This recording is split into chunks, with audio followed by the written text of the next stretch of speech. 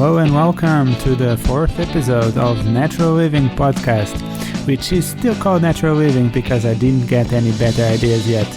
So the topic for today is artificial intelligence, and yes, I will try to put yoga on this topic. Let's do this. So what is artificial intelligence? Artificial intelligence is already the second level of a progress of automations. So the first level was already achieved so many years ago. On your pocket, I imagine there is a cell phone. That cell phone, in order to be mass produced, has already some of the parts completely assembled automatically. I'm not saying that is 100%. Of course, there are human interaction or intervention here and there. But in order to have mass production, the need of automation is quite mandatory. And the easiest example, for example, is the cars, building a car, manufacturing a car. So we imagine how it was on the middle of the 20th century, where human beings were assembling manually a car, and more the robots try to automatize and tries to replace the human. And today, even of office work, if you are working with IT tools like Excel or whatever you use on your day-to-day office task, if those tasks are quite repetitive and the logic is quite simple, there are a ton of software out there that can automatize that job for you. So automation is the first step that comes before AI. And what is the role of AI on all of this? The next step is basically analytical thinking, automatized analytical thinking. When you see a set of numbers, the goal of the AI is to make an interpretation of those numbers and transfer it to you on a language that you understand. So a lot of analytical thinking that is being performed sometimes by experts can be reproduced on a machine, by a machine. And this is quite positive.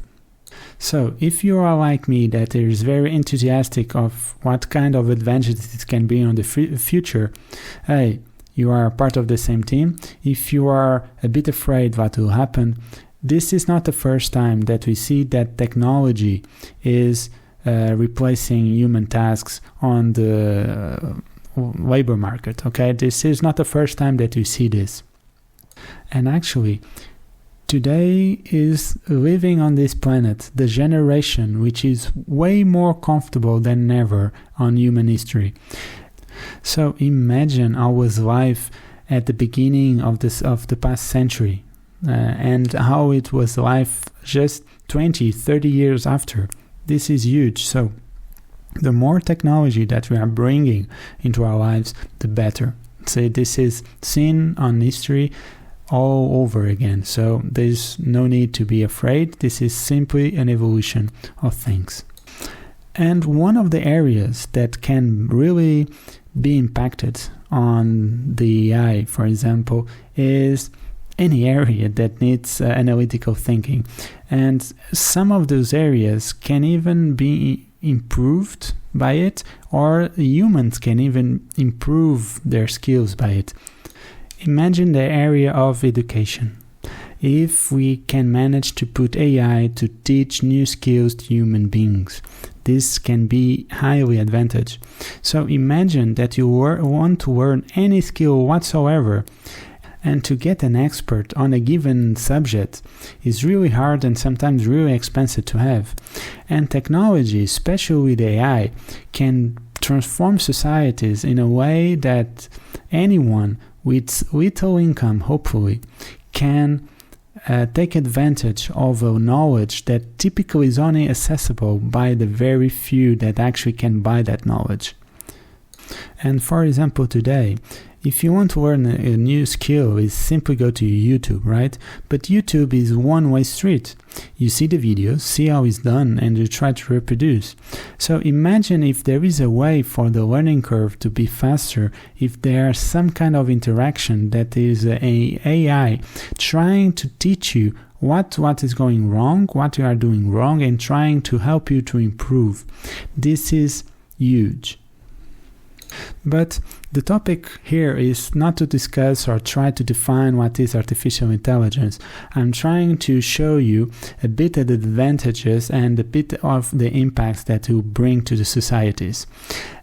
And it's already established that the first things to be replaced are those repetitive tasks, manufacturing, even on office context and on office environment. Those repetitive tasks can be completely automatized. Afterwards, it comes the automatization of the analytical thinking.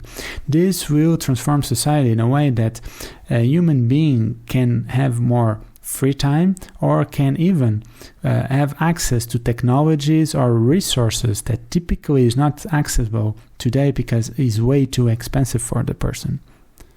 And this can bring a lot of things available with minimum cost to a lot of people, which could benefit of the use of this kind of technology. The same way, for example, the way that a cell phone is pretty much used everywhere. Okay, it doesn't matter what is your income. Everybody in the world almost have a cell phone, even on the poorest countries.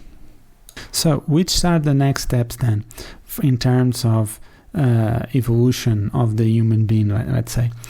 And the next step is, since we have more resources, we can learn new skills. It's more easy for us to adapt to new contexts. We can easily change what kind of work we are doing. We can try to invest more time of doing work that is meaningful for us. Okay? Because things tend to be easier with technology.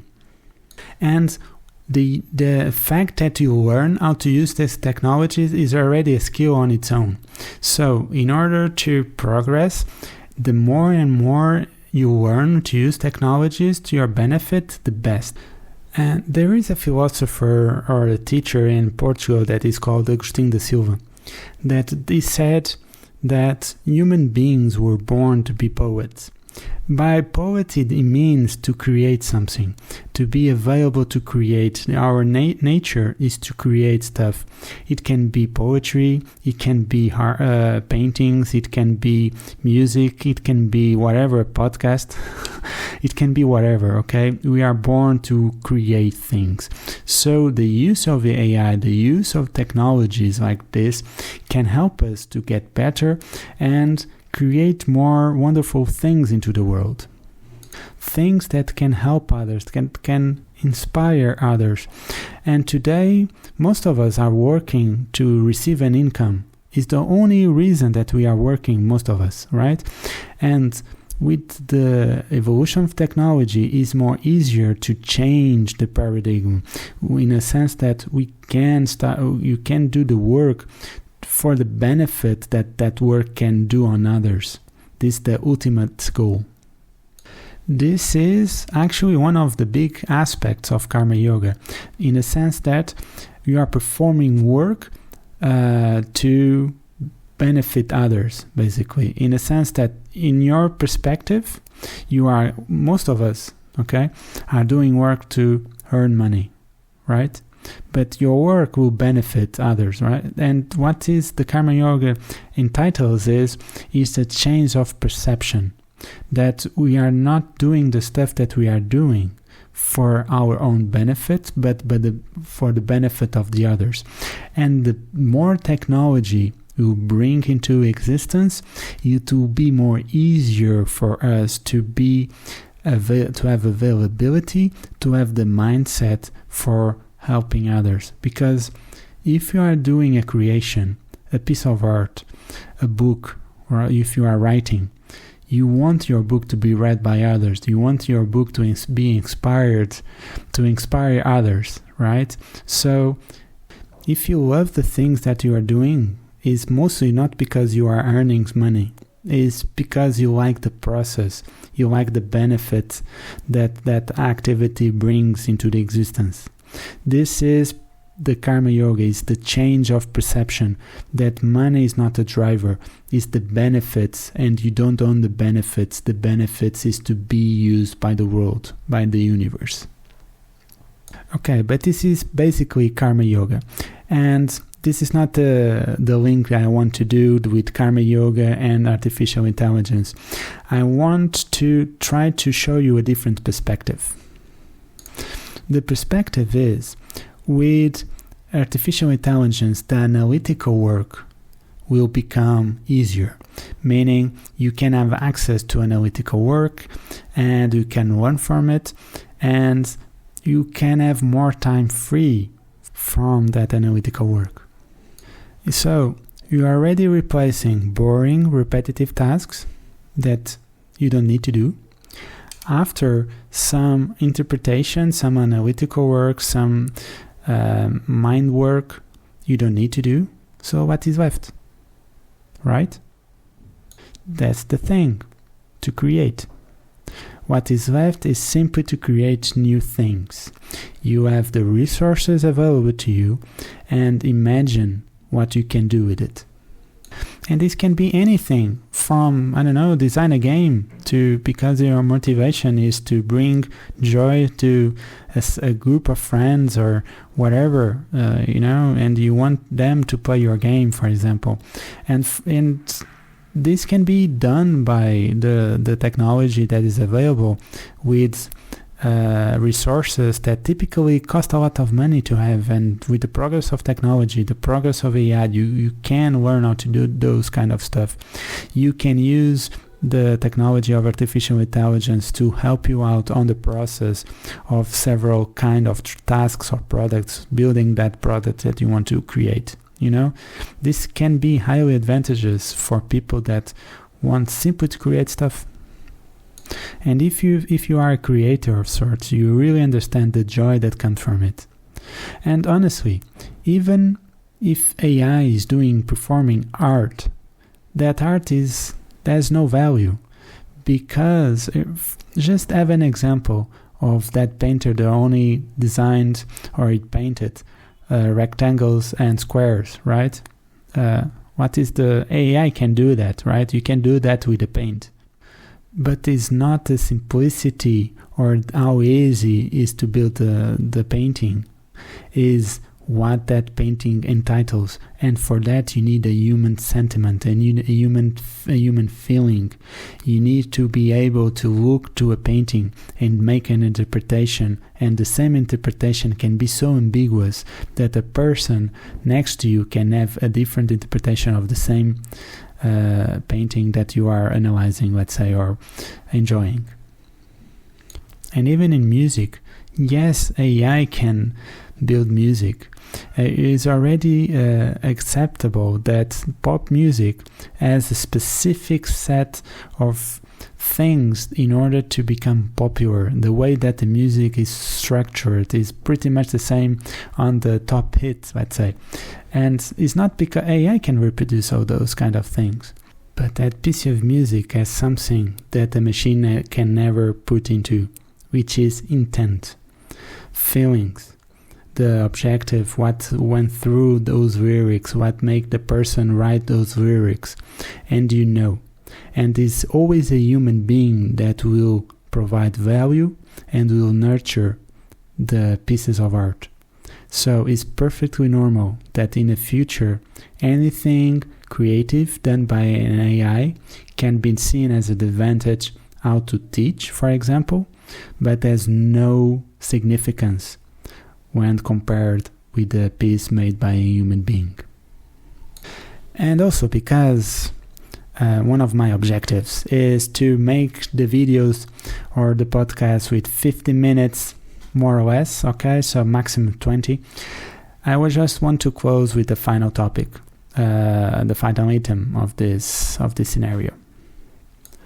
And the final step is the spirituality, because we know if things are abundant, people don't need to fight for anything because it's massively available. So you can, everybody, not only you, okay, me as well, we can all have more conditions to be better people. We don't need to fight for the resources. We don't need to distinguish ourselves so heavily that we need to grasp the little pieces of whatever to make our life better. If we are already one of the most comfortable generations on the planet that ever existed, it means that our comfort has even more room to improve. We can also improve your spirituality if you are available to it, in a sense that you have more easy context to try to be a better person. You have more time to meditate or whatever you need to do. So the number of excuses that a person may have says that blocks on this path, it's getting trimmer and trimmer and getting eliminated a bit by bit. So this is what I have for you today. I hope that I have your feedbacks for the 5 people that listen to this podcast. So welcome to watch another podcast, and next time we see you on the beer tab or on a wine tab or whatever, we can discuss this topic a bit further. Or if you want to hike, hey, just send me a text.